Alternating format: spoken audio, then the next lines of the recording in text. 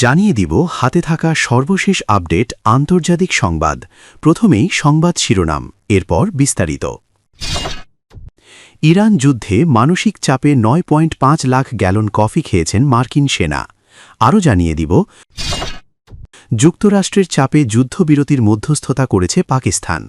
আরও জানিয়ে দিব হরমুজ প্রণালী খোলা নাকি বন্ধ, যা জানা গেল। সর্বশেষ জানিয়ে দিব যুদ্ধবিরতিতে পাকিস্তানের মধ্যস্থতার ভূমিকা নিয়ে প্রশ্ন তুলল ইসরায়েল। ইরান যুদ্ধে মানসিক চাপে ৯.৫ লাখ গ্যালন কফি খেয়েছেন মার্কিন সেনা। ইরানের সঙ্গে যুদ্ধবিরতি কার্যকর হবার কয়েক ঘণ্টার মধ্যে মার্কিন জয়েন্ট চিফস অব স্টাফের চেয়ারম্যান জেনারেল ড্যান কেইন সাংবাদিকদের সামনে এক অভিনব তথ্য উপস্থাপন করলেন।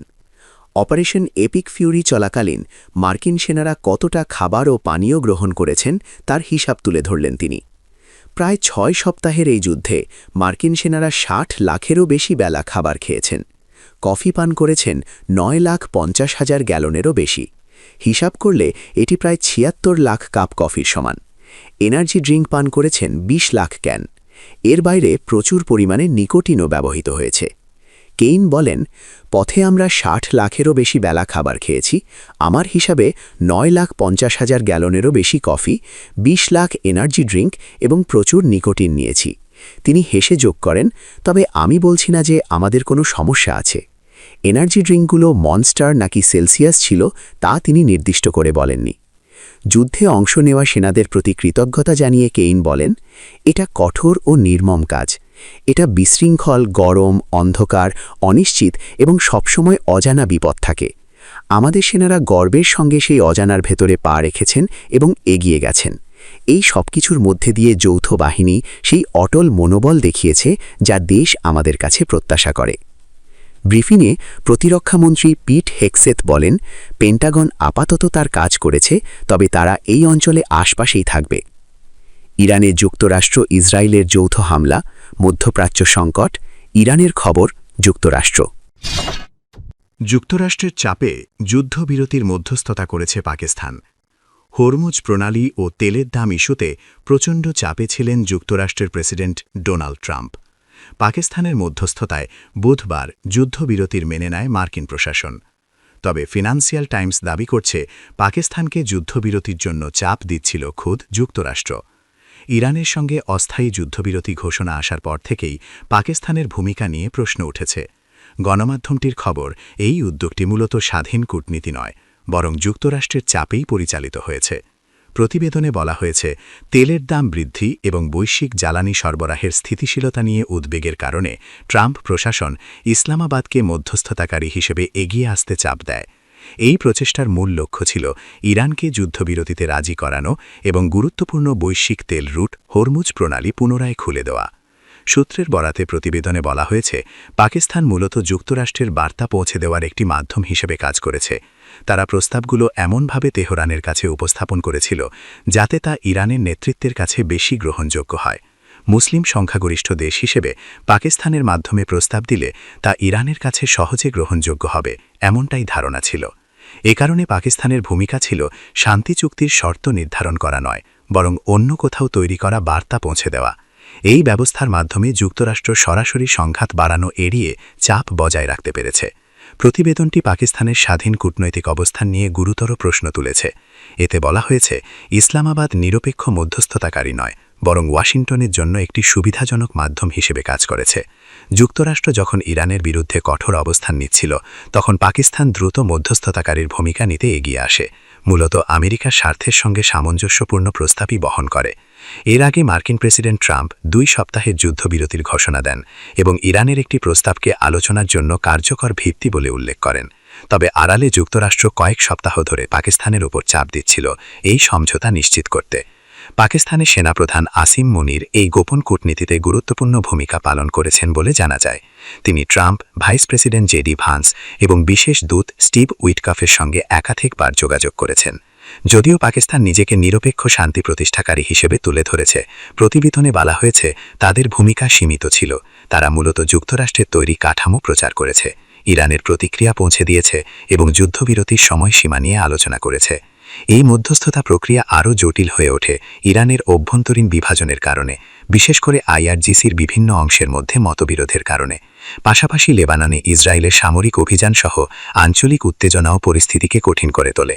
এছাড়া পাকিস্তানের প্রধানমন্ত্রী শাহবাজ শরীফের ভুলবশত যুদ্ধবিরতির একটি খসড়া বার্তা প্রকাশ করে ফেলায় সমন্বয় নিয়ে প্রশ্ন ওঠে। সবকিছু মিলিয়ে কাগজে কলমে অগ্রগতি হলেও এই যুদ্ধবিরতি এখনও খুবই নাজুক অবস্থায় রয়েছে, বিশেষ করে হরমুজ প্রণালীকে ঘিরে উত্তেজনা এবং আঞ্চলিক সংঘাত বেড়ে যাওয়ার আশঙ্কা এর স্থায়িত্বকে হুমকির মুখে ফেলছে। বিশ্লেষকদের মতে পাকিস্তানের এই ভূমিকা তাদের স্বাধীন মধ্যস্থতাকারী হিসেবে বিশ্বাসযোগ্যতা নিয়ে সন্দেহ তৈরি করেছে।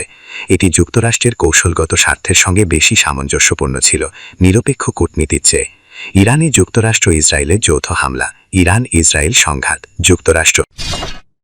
হরমুজ প্রণালী খোলা নাকি বন্ধ, যা জানা গেল বিশ্বের অন্যতম গুরুত্বপূর্ণ সমুদ্রপথ হরমুজ প্রণালী বর্তমানে কেবল আংশিকভাবে সচল রয়েছে বলে জানিয়েছে ইরান।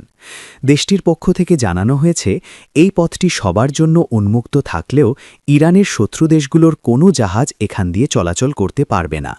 এছাড়া ইসলামী বিপ্লবী গার্ড বাহিনী আইআরজিসি স্পষ্ট করে দিয়েছে যে অত্যন্ত গুরুত্বপূর্ণ এই চেকপয়েন্ট দিয়ে যে কোনো ধরনের জাহাজ চলাচলের ক্ষেত্রে অবশ্যই ইরানের সঙ্গে আগাম সমন্বয় করতে হবে। সম্প্রতি ইরানের প্রেসিডেন্ট মাসুদ পেজেশকিয়ান ফ্রান্সের প্রেসিডেন্টের সঙ্গে এক ফোনালাপে বর্তমান পরিস্থিতির ওপর আলোকপাত করেন। তিনি জানান, চলমান যুদ্ধ পরিস্থিতির কারণেই হরমুজ প্রণালীর স্বাভাবিক কার্যক্রম ব্যাহত হচ্ছে। ইসরায়েল ও যুক্তরাষ্ট্রের ক্রমাগত হামলার জবাবেই ইরান এই কড়া অবস্থান নিতে বাধ্য হয়েছে বলে তিনি মন্তব্য করেন। মূলত যুদ্ধকালীন অবস্থার পরিপ্রেক্ষিতে এবং নিরাপত্তার স্বার্থেই এই কৌশলগত জলপথের উপর কঠোর নিয়ন্ত্রণ আরোপ করেছে তেহরান। বৈশ্বিক জ্বালানি বাণিজ্যের জন্য অপরিহার্য এই পথে ইরানের এমন কড়াকড়ি বিশ্ববাজারে নতুন করে উদ্বেগের সৃষ্টি করেছে। সূত্র আল জাজিরা। ইরানে যুক্তরাষ্ট্র ইসরায়েলের যৌথ হামলা, ইরানের খবর, হরমুজ প্রণালী। যুদ্ধবিরতিতে পাকিস্তানের মধ্যস্থতার ভূমিকা নিয়ে প্রশ্ন তুলল ইসরায়েল। যুক্তরাষ্ট্র ও ইরানের মধ্যে চলমান যুদ্ধবিরতি আলোচনায় পাকিস্তানের মধ্যস্থতাকারীর ভূমিকা নিয়ে কড়া প্রতিক্রিয়া জানিয়েছে ইসরায়েল। ভারতে নিযুক্ত ইসরায়েলি রাষ্ট্রদূত রিউভেন আজার সাফ জানিয়ে দিয়েছেন, তেল আবিব ইসলামাবাদকে কোনো নির্ভরযোগ্য পক্ষ হিসেবে মনে করে না। খবর এনডিটিভির। সংবাদ সংস্থা এএনআইকে দেওয়া এক সাক্ষাৎকারে রিউভেন আজার বলেন, আমরা পাকিস্তানকে বিশ্বাসযোগ্য প্রত্যক্ষ বলে মনে করি না। ওয়াশিংটন হয়তো তাদের নিজস্ব কোনো কৌশলগত কারণে ইসলামাবাদকে ব্যবহার করছে। তিনি এই পরিস্থিতির তুলনা করেছেন ট্রাম্প প্রশাসনের সময় কাতার বা তুরস্ককে ব্যবহার করার সঙ্গে, যাদেরকে ইসরায়েল সমস্যা কবলিত রাষ্ট্র হিসেবে গণ্য করে। ইরানের সাথে আলোচনার সম্ভাবনা থাকলেও লেবানন ইস্যুতে ইসরায়েল তার কঠোর অবস্থান থেকে সরছে না। আজার স্পষ্ট করেন যে দক্ষিণ লেবানন থেকে হিজবুল্লাহর সন্ত্রাসী অবকাঠামো নির্মূল করাই তাদের প্রধান লক্ষ্য। তিনি বলেন, ইরানের সাথে আলোচনার সাথে লেবানন অভিযানের কোনো সম্পর্ক নেই। আমরা লিটানি নদীর দক্ষিণে হিজবুল্লাহর উপস্থিতি কোনোভাবেই মেনে নেব না। ইসরায়েলি বিমানবাহিনী সম্প্রতি লেবাননে বড় ধরনের অভিযান চালিয়ে ২৫০ জনেরও বেশি হিজবুল্লাহ সদস্যকে হত্যার দাবি করেছে। ইসরায়েলের দাবি, উত্তর সীমান্তে তাদের নাগরিকদের নিরাপত্তা নিশ্চিত করতে হিজবুল্লাহকে নিরস্ত্রীকরণ করা জরুরি। ইসরায়েল আনুষ্ঠানিকভাবে যুক্তরাষ্ট্রের নেতৃত্বাধীন এই আলোচনাকে স্বাগত জানালেও তাদের মূল নজর ইরানের পারমাণবিক কর্মসূচি এবং ব্যালিস্টিক ক্ষেপণাস্ত্র উৎপাদনের ওপর। ইসরায়েলি রাষ্ট্রদূতের মতে এই দুটি অস্তিত্ব রক্ষার হুমকি দূর হওয়াই হবে আলোচনার সফল পরিণতি। অন্যদিকে ইরান অভিযোগ করেছে যে লেবাননে ইসরায়েলি হামলা এই ভঙ্গুর যুদ্ধবিরতি প্রক্রিয়াকে ঝুঁকির মুখে ফেলছে।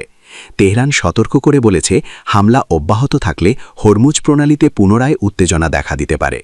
তবে মার্কিন প্রেসিডেন্ট ডোনাল্ড ট্রাম্প এবং ইসরায়েলি প্রধানমন্ত্রী বেনিয়ামিন নেতানিয়াহু স্পষ্ট করেছেন যে লেবানন এই যুদ্ধবিরতির অংশ নয়। উল্লেখ্য, আগামী ১১ এপ্রিল ইসলামাবাদে মার্কিন ভাইস প্রেসিডেন্ট জেডি ভ্যান্সের উপস্থিতিতে এই সরাসরি আলোচনা শুরু হওয়ার কথা রয়েছে। ইরানে যুক্তরাষ্ট্র ইসরায়েলের যৌথ হামলা যুদ্ধবিরতি।